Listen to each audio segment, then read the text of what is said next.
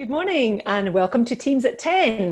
Today we have a really important topic and it is delegation. One of the things that I think is really important to remember as a leader is that doing the little tiny tasks that your team are involved in, that is not your job, okay? You need to delegate that to them. And your job is really to take care of the people and they take care of the task. Your job is not the customer, your job is to take care of the people who take care of the customer. Okay, so that's something that you really need to remember. And as Simon Sinek so beautifully says, you're not in charge of the task. Your job is to take care of the people in your charge. So Jen and I are just going to share a few little ideas with you this morning and some really great questions to get your head right in the space of delegation and make sure you do the best job you possibly can in your role as a leader. Over to you, Jen. All right. Good morning, everyone. It's great to be back here. So I was thinking about when I had an opportunity a few years ago to coach literally hundreds of people at hundreds of leaders at a large, iconic Australian company. And there were themes of key leadership concerns that emerged through those conversations, as you might imagine. And delegation was in the top three, I must say.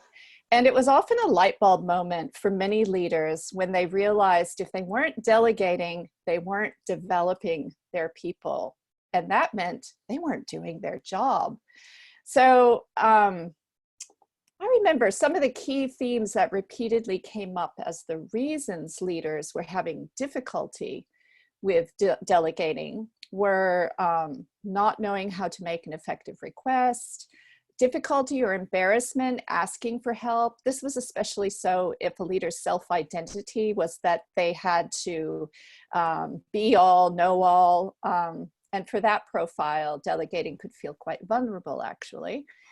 Another reason was lack of trust in the team members. And Anna's going to speak to that in a little bit. And also not letting go of the details. So too much on the dance floor, not enough on the balcony, if you remember from last week. And another issue was time issues and not wanting to take the time to set up a team member to take authority. And guess what? That's a bad excuse. You have to deal with time. And for delegating and really getting a team member to the place they can do it, you got to think short-term pain for long-term gain. A couple of others were fear of making mistakes or fear of owning the accountability and lack of competence on the team.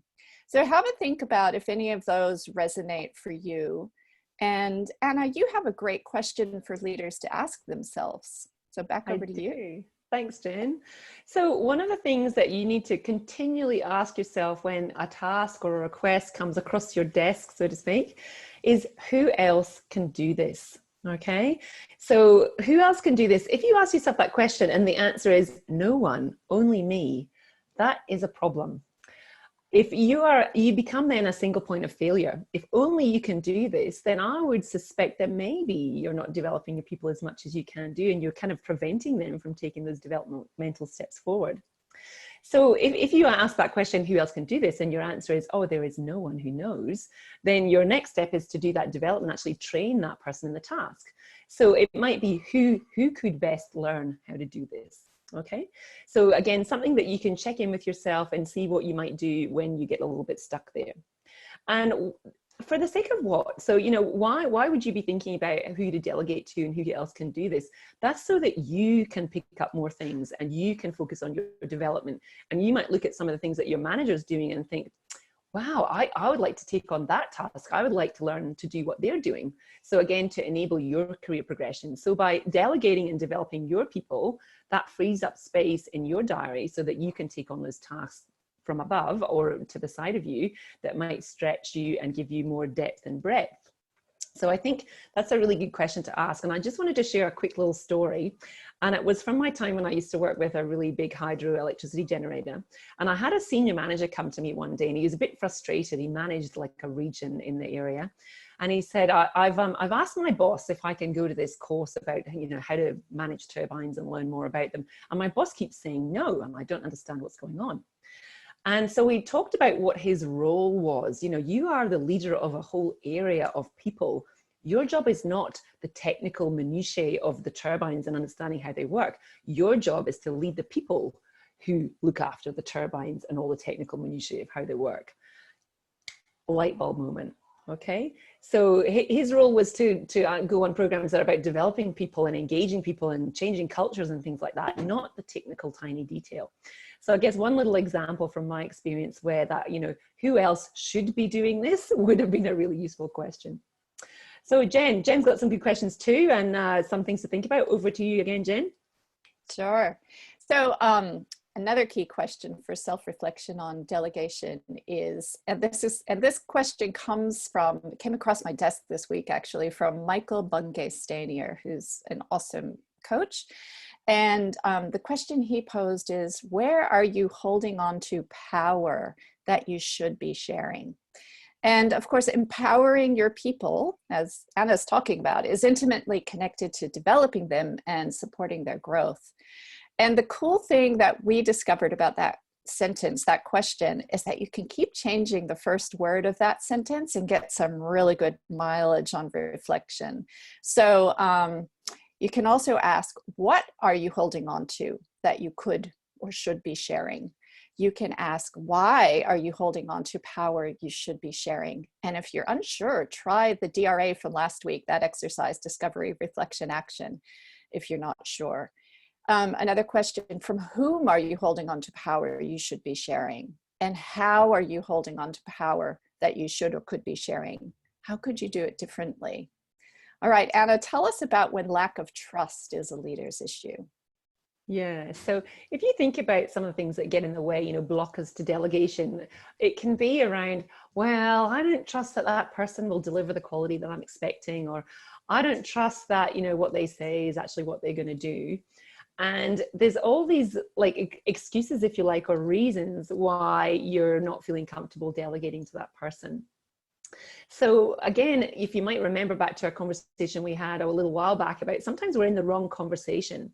So if you find you're not delegating because you don't trust the person to deliver the result or do it to the standard that you expect or whatever it might be, you're having the wrong conversation, you know, or even you might be avoiding a conversation that you should be having. So again, it might be, you know, when I'm asking you to do this task, you know, this is the standard that I'm expecting. And what I notice is that you don't deliver to this standard.